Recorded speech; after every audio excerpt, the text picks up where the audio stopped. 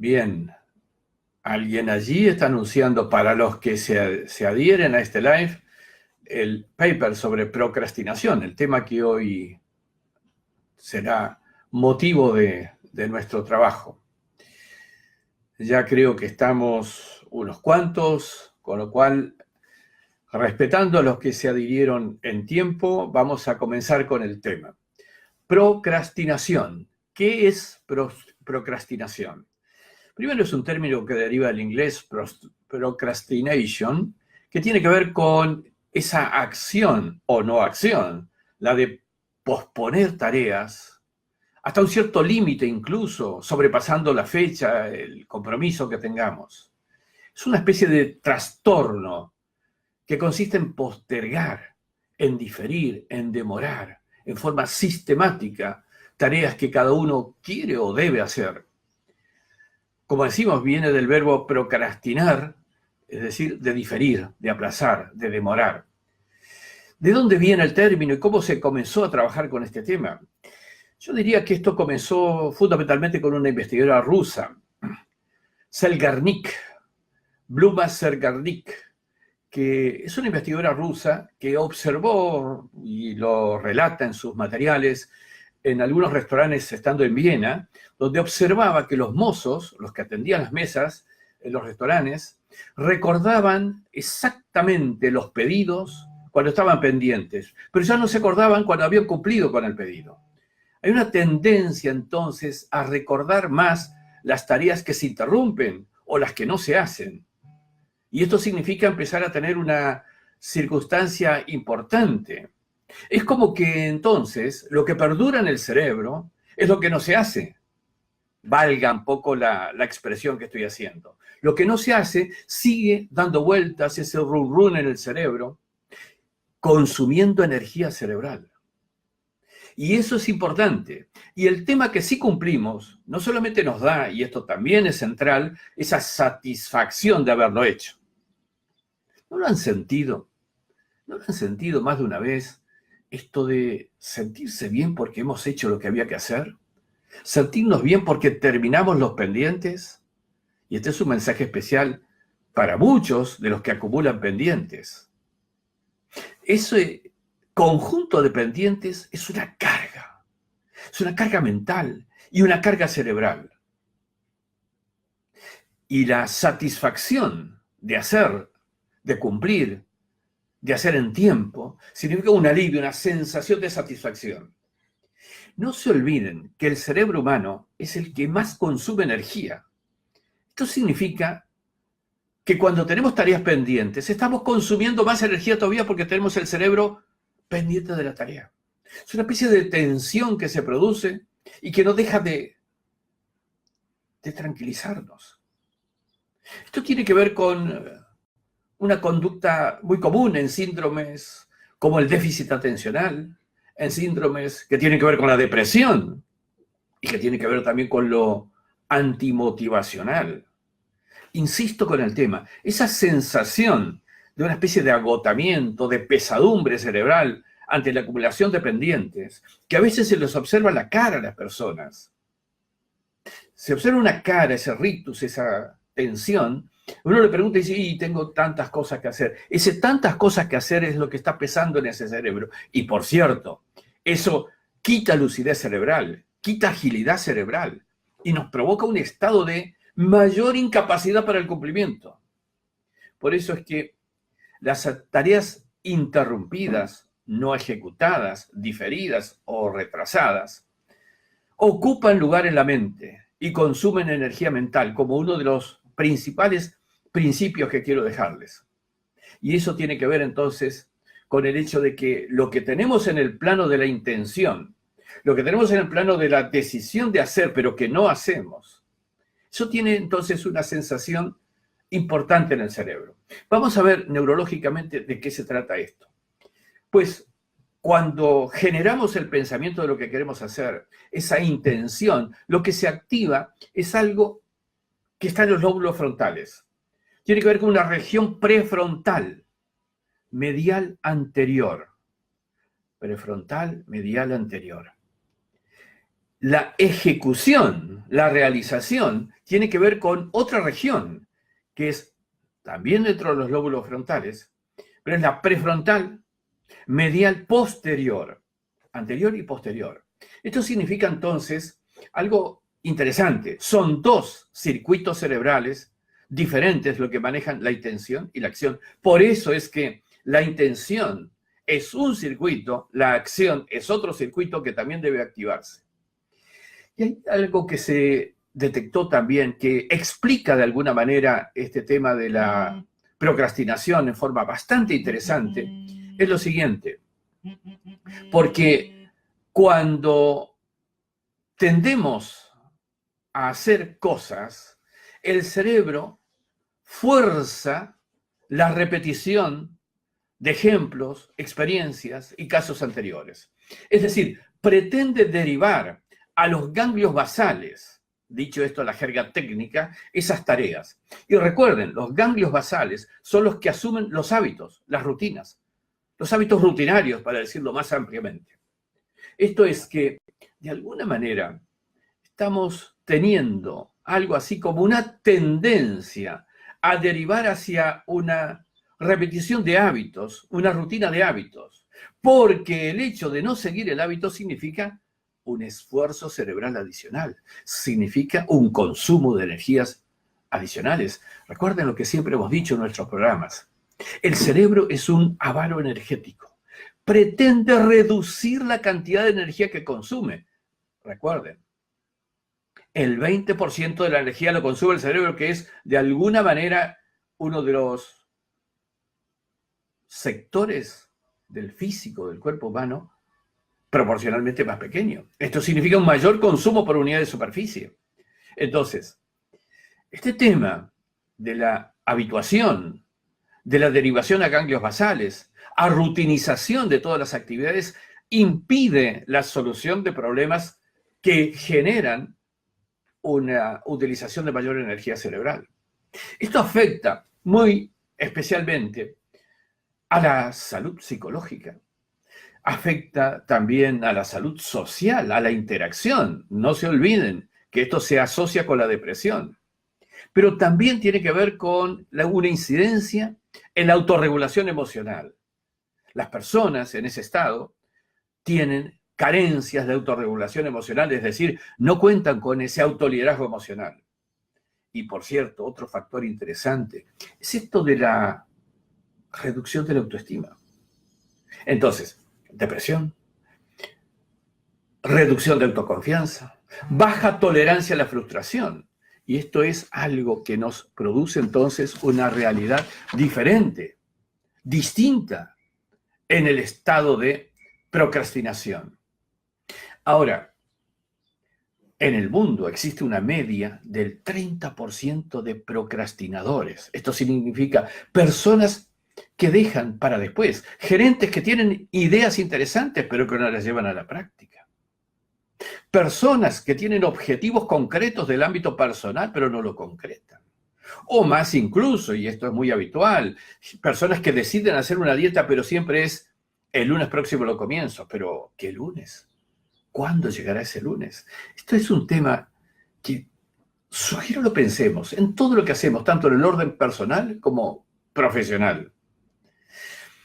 Y vamos a ver cuáles son los factores que alientan la procrastinación y por contrario censo aquello que nos permite en un ámbito organizacional, en un ámbito profesional o en un ámbito personal, de alguna manera, qué es lo que nos permitiría superar esa instancia procrastinante.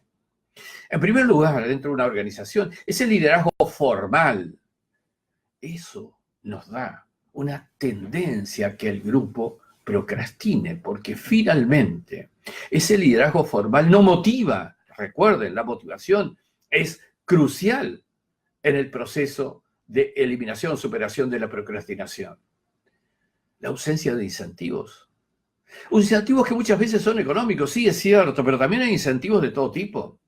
Incentivos que tienen que ver con la pertenencia, con la realización, incentivos que nosotros mismos nos podemos poner como metas. Y aquí valga una reflexión, no ponernos grandes metas. Si tenemos tendencia procrastinante, pongámonos metas pequeñas, cortas, y alguna compensación. pequeña compensación, pero compensación al fin a cada una de las metas. Eso nos empieza a provocar una especie de cambio de rutina diferente, más motivante, menos procrastinante, y empezamos una interesante vuelta en este tema. Luego hay una cuestión que muchas veces se observa en las organizaciones, lo mismo en la tarea personal de cada uno, hasta diría en la vida personal. Y se trata del aburrimiento en el trabajo, el aburrimiento en la profesión, el aburrimiento en la relación. Es lo que se denomina el síndrome de Bordeaux, un terminito para significar quien generó investigaciones sobre este tema. ¿Qué significa esto? Este significa un síndrome en el que dejamos para luego aquello que nos aburre, aquello que no tiene motivación, no tiene interés, no tiene incentivo, no nos da ganas de hacer. Y muchas veces lo observamos en una organización porque no se comprende cuál es el sentido de nuestra tarea. Por ejemplo, hay un caso, ustedes lo habrán escuchado seguramente, donde se ejemplifica esto que estoy diciendo en cómo se pone como objetivo la tarea de una persona. Si ustedes ven una persona que está haciendo una pared, una cosa es decirle que tiene que colocar un ladrillo sobre otro con una mezcla en medio y otro ladrillo y otra mezcla y otro ladrillo y otra mezcla. Su tarea rutinaria probablemente termine aburrida en poco que comience esa tarea. Sin embargo, si ustedes dicen hay que construir esta pared, probablemente ya tenga un cierto objetivo de la pared. Pero además, si esa pared es parte de un templo y ustedes dicen estamos construyendo un templo, estamos poniendo algo así como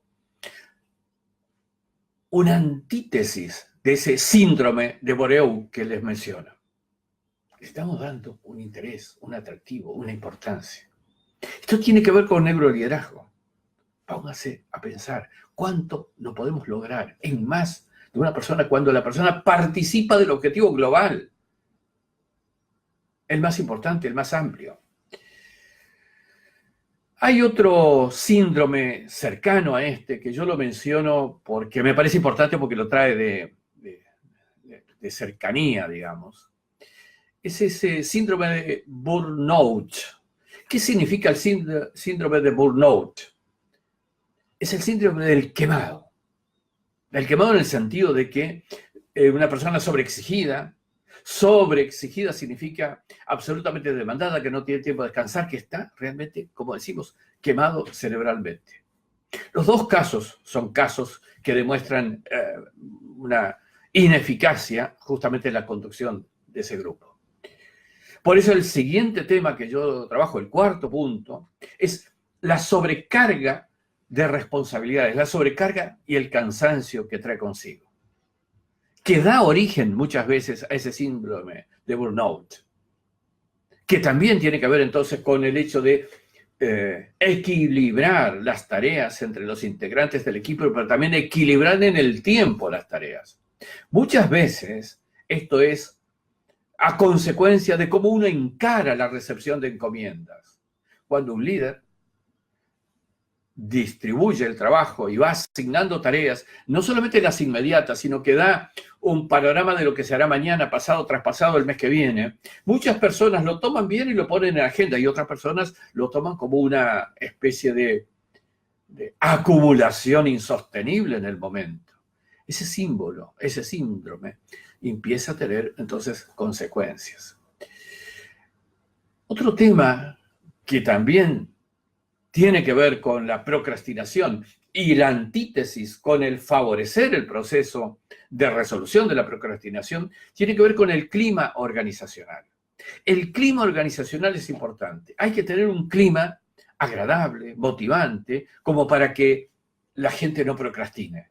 No tienda a dejar para mañana lo que podría hacer hoy, no tienda a dejar para la semana que viene lo que puede hacer hoy. Y desde allí entonces empezar a trabajar este tema del clima. El otro aspecto es cuidado. Hay jefes que pueden saber mucho, hay líderes que pueden saber mucho. Dije adrede lo de jefes anteriormente, pero también líderes que pueden saber mucho. Sin embargo, cuidado con la desvalorización. porque la desvalorización también es una causa de procrastinación, de lograr que las personas en realidad difieran la tarea o la hagan más lentamente. El otro tema es cuando, por el ambiente, por la forma de ser, por la personalidad, tenemos demasiado temor al fracaso. El temor al fracaso implica también procrastinación, en la mayoría de los casos, en muchos casos. Y esa procrastinación, entonces, debido al temor, se resuelve dando un contexto donde en una organización y en una persona y en uno mismo no existe el fracaso. El fracaso, en realidad, más que fracaso, es una oportunidad de aprender. Y esa es la oportunidad que hay que tener en mente. Luego hay un tema que es delicado. Es el octavo elemento que quiero mencionarles como, de alguna manera, generador de procrastinación, que es ese proceso que muchas veces nos acomodamos demasiado y reforzamos el vivir en las zonas de confort. Vivir demasiado en la zona de confort, acostumbrarse demasiado a la zona de confort, implica resistirnos a cambios. Y no se olviden que el mundo de hoy día, cualquiera sea la profesión o el ámbito laboral que tengan, es un mundo de cambio y de cambio permanente. Y muchas veces de cambios importantes, de cambios cualitativos. Entonces, ese excesivo acostumbramiento a la zona de confort implica entonces diferir todos los aspectos que tienen que ver con alguna salida de la zona de confort, con algún problema de generación de cambios. Por eso también ponemos el estar demasiado acostumbrados, afianzados, atados a la zona de confort, también es un elemento de procrastinación. Y para eso hay que entrar con empuje a salir y enfrentar los desafíos del cambio y de la salida de la zona de confort. Hay otro tema, el noveno, que tiene que ver con el perfeccionismo. El perfeccionismo significa quiero hacer las cosas perfectas, con lo cual las difiero. Y fíjense que yo he observado en personas, algunas muy cercanas a mi entorno, donde unen varios de estos factores. El perfeccionismo significa no te lo entrego hoy porque quiero hacerlo perfecto. No, mañana tampoco porque quiero terminar de pulir aquel otro aspecto. No, pasado, no, es que la semana que viene, no, mira, el mes que viene. El perfeccionismo, muchas veces, procrastinación mediante, nos hace perder la oportunidad. Porque no se olviden, el no hacer algo en el tiempo que hay que hacerlo es como haber decidido no hacerlo. El no decidir algo en el tiempo que hay que decidirlo significa decidir no decidir. Y esto ya es algo que genera elementos perdidosos justamente en nuestro entorno. Los factores psicológicos. Los factores psicológicos individuales, nuestra personalidad, muchas veces se detectan como procesos de procrastinación. Procesos que de alguna manera generan dilación en la tarea, demora en la tarea. Entonces, de estos ítems que hemos dicho, tener en cuenta estos ítems, que de no adecuarlos y ponerlos en positivo, generan contextos en nuestra actividad, en nuestro entorno y en nuestra organización, entornos procrastinantes. Piensen, en muchos casos observamos, y a veces lo vemos con mucha más nitidez en ciertos departamentos o áreas de administraciones públicas, en uno y otro país, por cierto, y encontramos entornos mucho más procrastinantes. Claro, no tienen motivación, no tienen incentivos. O tal vez existe un entorno de liderazgos no motivantes, procrastinantes.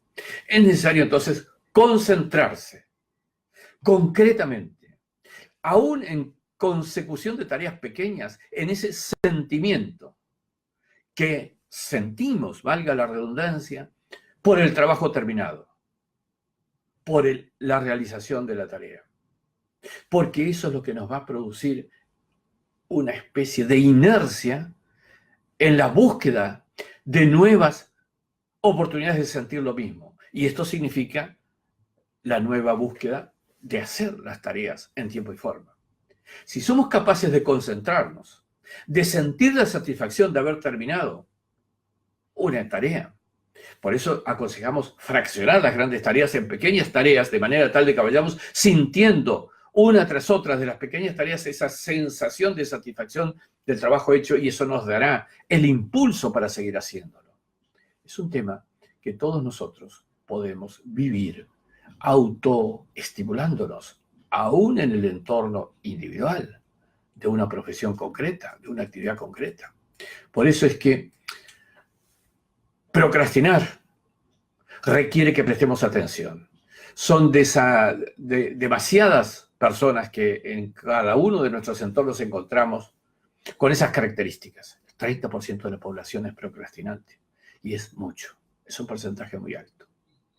Bien, señores, como siempre les he dicho, breve, concreto, píldora sobre el tema. Pero vamos a iniciar también una etapa de preguntas y respuestas en estos lives. Preguntas y respuestas que comenzamos a partir de ahora en función de las que están planteadas ya en el chat que ustedes tienen a disposición.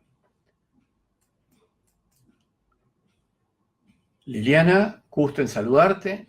Pampeana, tú. El fracaso es la oportunidad de aprender. Perfecto. Esa es una filosofía de vida que tienen que entender y atender. El fracaso es una oportunidad de aprender. Esto significa no existe negatividad en no lograr. La negatividad es no hacerlo por el riesgo de no lograr. Hagamos. Aún a riesgo de errores y de equivocarnos. Ponernos tiempos, plazos y autocumplirlos, autoexigirnos. Claro que sí, Juan Carlos. Claro que sí. Esto es importante. Hagámoslo, porque eso es lo que nos llevará entonces a poder cumplir con las cosas.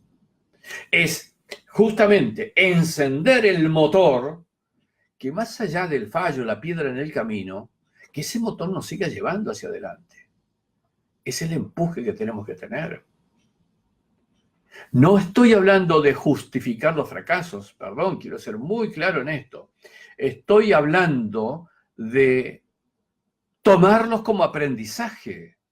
Obviamente no buscar el fracaso ni justificarlo, es tomarlo como un aprendizaje. Por cierto, más material, mientras espero que los que quieran puedan preguntar algunas dudas más que tengan, más material van a encontrar descargando el minibook de procrastinación. El minibook es un ebook pequeño, que lo estamos haciendo justamente por esa idea de que la píldora concreta, la píldora breve, es importante en el día de hoy, en que estamos trabajando tal vez con demasiada presión de tiempo. Por eso es que, hablando de procrastinación, quiero darles rápidamente una respuesta concreta, un beneficio concreto, una utilidad concreta, para evitar que entremos en la procrastinación de, tengo que leer un libro de 800 páginas, tengo que hacer un curso para aprender a no procrastinar, justamente por eso, algo concreto. En tiempos de crisis, sí, todos los seres humanos debemos encontrar las oportunidades, porque la crisis finalmente es cambio. Justamente, y Oscar, realmente agradezco la frase que estás poniendo allí. La crisis efectivamente es algo que el entorno te plantea para que te des cuenta que algo tienes que cambiar. Por eso hay que tomarlo incluso positivamente la crisis. Porque justamente, y tal cual como dice Oscar, cuando no hay crisis, nos afianzamos demasiado en la zona de confort. La idea entonces es no buscar la crisis, no esperar la crisis, pero aprovechar la crisis, entendiendo que la crisis es esa consecuencia de que no estamos enfrentando bien el entorno del momento. Para ir de la teoría a la acción, es lo que les decía hace un momento, Dulce María. Qué lindo nombre, Dulce María. Es justamente dividir grandes objetivos en etapas, pero pensando en el gran objetivo, autocompensarnos por pequeños logros. Lograr vivir la sensación de alivio, la sensación de compensación, la sensación de felicidad por lograr un logro. Por hacer la tarea. Miren, a todos nos pasa. Estando en España hace poco tiempo atrás, yo tenía que grabar los programas para los sistemas de LearnDash que estamos terminando de diseñar y bueno, había que hacer, miren, 50 vídeos de 1 hora cada uno, 50 horas de filmación. ¿Ustedes se imaginan lo que es eso? Voy a ser sincero con ustedes, tardé 2 días en comenzar, pero ¿saben la sensación de que a cada 2 horas de filmación yo bajaba a tomar una caña? Tengo un bar en la esquina de mi casa, en Madrid. Entonces, 2 horas, una caña, subía, grababa 2 horas, otra caña. Bueno, ya a la tercera dejaba de filmar porque finalmente 3 cañas ya tiene su consecuencia, pero esa compensación, esa expectativa, valga el ejemplo, de ir y compensarme. Una caña tampoco es tan alcoholizante, ni mucho menos, pero ciertamente eso producía esa sensación de disfrute por haber hecho las 2 horas de filmación. Y esto nos provoca entonces una posibilidad de tener ese motor en marcha, como decían ustedes mismos recién, ese motor en marcha que te lleva a hacer y hacer más cosas. Es importante. Hagan la prueba. Todas las cosas, miren, por eso estoy reduciendo muchísimo la extensión de los libros que escribo. De hecho, hemos reducido muchísimo las páginas. Mire, el primer libro de neuromarketing, neuroeconomía y negocios que publicamos allí por los comienzos de la neurociencia aplicada, creo que fue uno de los primeros libros, si no el primero, el segundo que se publicó a comienzos del milenio, tenía 950 páginas. ¿Ustedes se imaginan hoy día que yo les recomiendo un libro de 950 páginas? Parece de imposible realización. Con lo cual, para evitar que procrastinen, incluso hablando con las editoriales, recuerdo con Planeta en España, no, mira, más de 300 páginas, no. He recibido incluso últimamente una propuesta de otra editorial, una editorial danesa. ¿Saben qué me ha dicho? No, nosotros queremos que usted nos haga libros, pero de 50 páginas, como máximo. Porque, ¿qué es lo que está pasando en el mundo de hoy día? Sí es cierto, ya no tenemos más tiempo y la gente está más dispuesta a leer cosas breves, concretas, aplicables. Pero también es cierto que estamos tendiendo, sin darnos cuenta, a evitar la procrastinación en la lectura de materiales. Con lo cual, siguiendo estos ejemplos, piensen ustedes en qué cosas les puede favorecer a ese proceso de evitar la procrastinación. De hacer que ustedes puedan lograr ir por la vida haciendo cosas, aunque luego puedan, si quieren, darse el lujo de hacer algo más extenso. Con 10 libros de 50 páginas pueden hacer uno de 500, replanteándolos. Estoy haciendo un ejemplo, una metáfora. Por eso es que yo quiero ser muy claro en este tema. La crisis que está viendo a nivel global en el mundo hoy día, la crisis que está viendo a nivel de cada país, la crisis que está viendo a nivel de cada profesión y cada actividad laboral, es la oportunidad, es el entorno que te está diciendo, acomoda tu acción, porque hoy necesitas cambiar. Y esto es lo que buscamos hoy con las neurociencias aplicadas, darle elementos a las personas que cambien, que puedan cambiar exitosamente. Este es mi mensaje de hoy, de un día viernes, para que ustedes piensen en un fin de semana como el que tenemos enfrente, ya por comenzar, y podamos pensar y volver a pensar, ¿qué estamos haciendo? No nos olvidemos que aunque hayamos recibido nuestro título, que seamos profesionales, que seamos personas que ya tenemos una actividad laboral razonablemente organizada, aún así tenemos que cambiar. Y tenemos que empezar a evitar anclarnos en la zona de confort.